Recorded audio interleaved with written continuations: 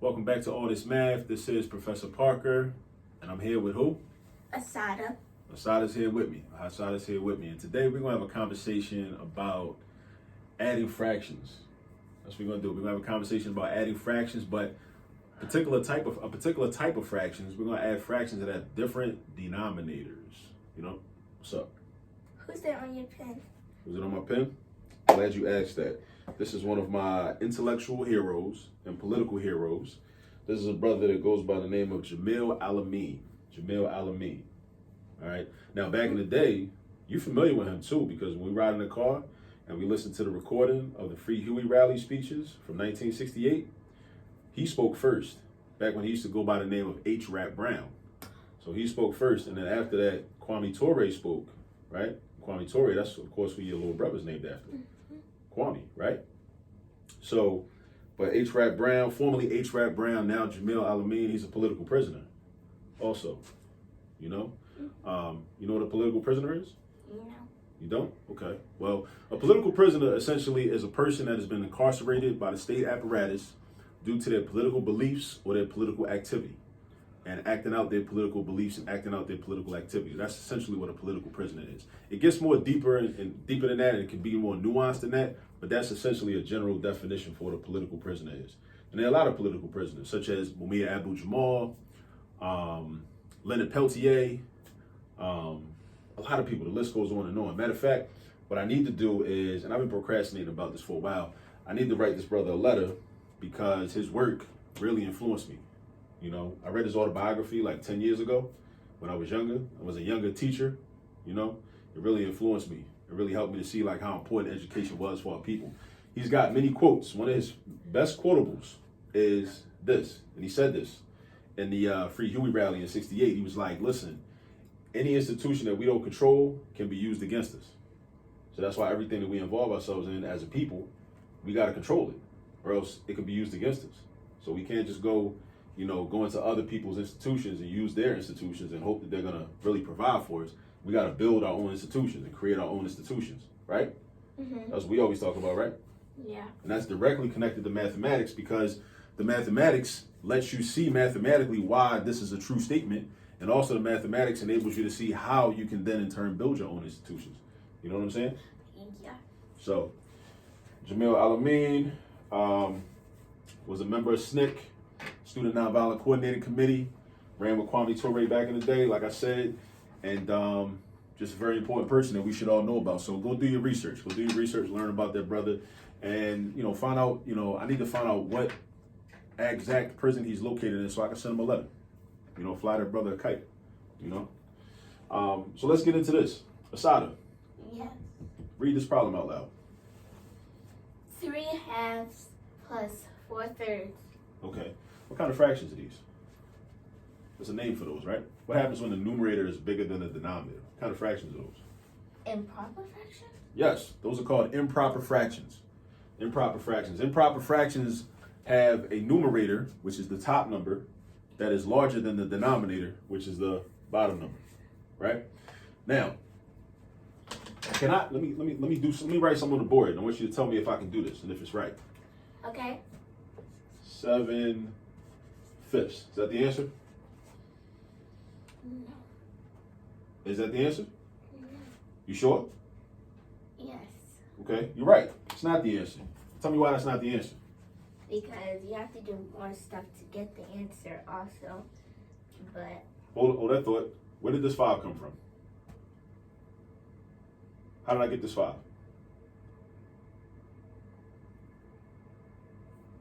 I don't know where you got it from. What number is that? Oh, 2? What number is that? 3.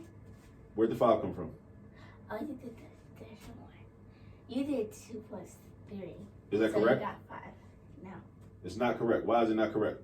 Because you're supposed to multiply those two. You're not supposed to do addition with them. Yeah, but why are you going to multiply those two? Why?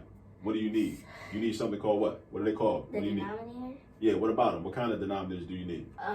The common denominator. You need common denominators. Common denominators. See, this is what you have to do with your children. You have to question your children and allow them to explain to you why an answer is wrong. Sometimes when you're doing math with them, do it wrong sometimes.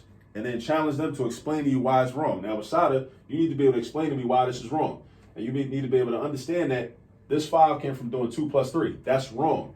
We cannot add or subtract fractions with what? Unless what? The denominators are? The same. The same. Is 2 the same as 3? No. No, 2 is not the same as 3. So therefore, we cannot add and subtract. We cannot add these two fractions together until we have what are called common denominators. Common denominators, meaning the same denominator. We got to have the same number. We can't do this. This ain't real. This is like apples and oranges. This is halves and this is thirds. You can't put halves and thirds together just like that and get fifths. That's crazy. We can't do that, right? But if nobody ever taught you how to do this work, then you might think that you could do that because it might seem logical, right? But that's why we're here to teach how to actually do this. So, Assata, you were saying something about multiplying these two numbers together? Yeah. Okay, so what's 2 times 3? 6. Okay, so 6 is going to be our common denominator. So essentially, we're going to create 2 new fractions.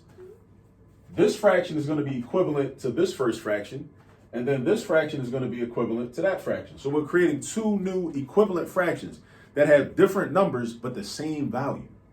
Different numbers but the same value, right? So, if this 2 turned into a 6, what is this 3 going to turn into? 3. Oh, no. It's going to do times 6 too. What is this 3 going to turn into? Oh, 9. A 9. And how'd you get 9? Because when you multiply on the bottom, multiply on the top. Be more specific. What did you multiply on the bottom? You multiply 3 times 2, so you have to do that on the top. Okay, so look. This is a 2. You did 2 times 3 to get 6, right? So you will also do 3 times 3 to get 9. Boom. And you can show your work like that. 2 times 3, 3 times 3. Like she said, whatever you multiply on the bottom, you also multiply on the top. As you do below, as you do above. As you do below, as you do above. Now, how did this 3 turn into a 6? Did times 2. So we multiply 3 times 2 to get 6. So what do we do to the 4? Do 4 times 2. Right. That's the key. That's the key to adding and subtracting fractions. Finding your common denominator and then multiplying the original numerator by the same number that you multiply by the original denominator. So what you do on the bottom, you do on top. What you do on the bottom, you do on top. So what number's going to go right here, Assata? 8. 8. Because 4 times 2 is? 8. All right. Now we can add. Because we got a certain amount of 6 and another amount of 6. And all together, we put the 6 together, right? And how many will we have? 17. Because 9 plus 8 is 17. And we got to also know our addition facts. We got to know that 9 plus 8 is 17. So we want to do enough practice with addition so we won't have to count with our fingers. We won't have to take out a calculator. We won't have to write it down on paper. Just know it mentally. 9 plus 8 is 17, right? Yeah. So we got 17 sixths. I have trouble saying that. Sixths. I have trouble with that. 6. Yeah, that's problematic for me. All right, but anyway, 17 over 6, or 17 sixths is what we have, right? Yeah. Now, I can't reduce this because the largest factor that these two numbers have in common is 1. So I can't reduce it, right? But I can do what? I can convert this to a mixed number, right? Yeah. Now I want you to tell me how I would convert this to a mixed number. Because that's another important skill. Converting what's called an improper fraction to a mixed number. Larger number on top, smaller number on the bottom. So this is a box for our whole number, and this is for our fraction. See that? A mixed number is mixed because it's got 2 types of numbers in it. It's got a whole number in it, and it's got a fraction in it. So the whole number is going to go right here, and then the fraction is going to go right here. Numerator, denominator, numerator, denominator. So Assata, tell me how I'm going to get my whole number.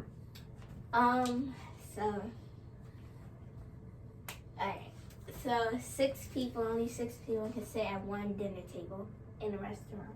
So we imagine that 17 people go into the restaurant. Yes. And there's 6 people that can sit. Listen to what she's saying. She said 17 people go into the restaurant. This is one way to think about it, right? In terms of real life, a real life application, right? To make the math relevant. 17 people go into a restaurant. each table at the restaurant holds or seats 6 people, right? Yes. So how many full tables will they have? 2. 2? Okay. Because 6 times 2 is 12, right? Yeah. And what's 6 times 3? 18. 18 would be 3 full tables, but it's only 17 people. So it's not going to be 3 full tables. It's going to be 2 full tables, right? So your 2 goes right here. And then how do we figure out the numbers that go here and here? Whatever number is left over from the 17, you put on the top. So what you're saying is 17 people went into the restaurant. It's 2 full tables of people, right? 6 people at each table. Yeah. 6 times 2 is 12. Yeah. So 12 people are sitting down, right? 12 people are sitting down at those 2 full tables. But 17 people went in.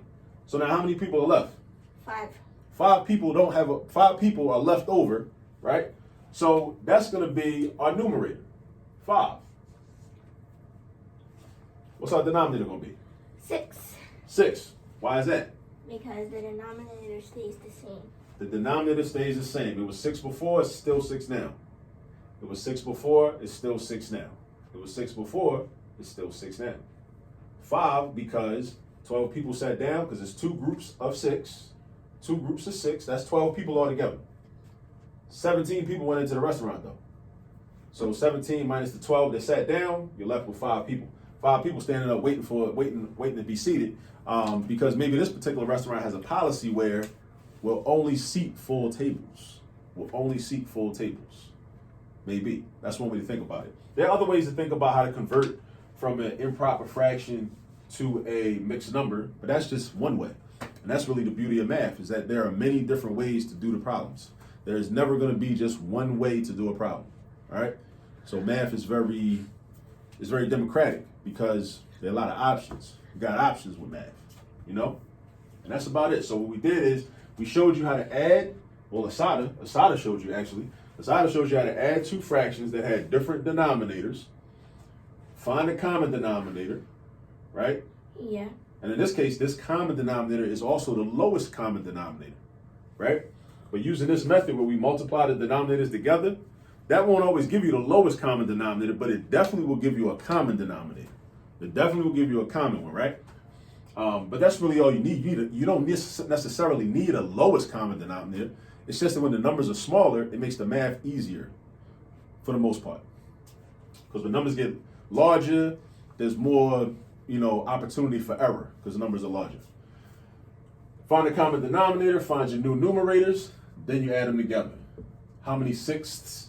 I told y'all I have trouble with that denominator 6, right? Add them together, you got 17 of them all together. And then she showed you how to convert from an improper fraction to a mixed number. All right? And that's about it for today. Anything else you want to say before we sign out? No. Okay. All right. Well, I want to tell you to make sure you subscribe to the YouTube channel if you haven't already. All right. So go ahead and subscribe. Hit the subscribe button below. Also, turn on the post notifications so you'll be alerted when there's new content that drops. And share this video. Share it with somebody. If you're a parent and you know somebody else that has a child in elementary school or middle school and needs help with this skill, go ahead and share the video. Just send it out to them, And come into the page, like I said, come to the All This Math channel on YouTube and browse through the content and see what other types of videos we have. And hopefully there'll be something on there that you will benefit from. All right? Mm-hmm. All right, so I want to thank you for your hard work and showing the people how to add fractions together when they have different denominators. You feel good about yourself, don't you? Yes. Proud of you, sis. I got something to say now. All right, now you got something to say. Okay, go ahead. Let them know. And there's math all around you. There's math all around you. Couldn't have said it better myself. Peace.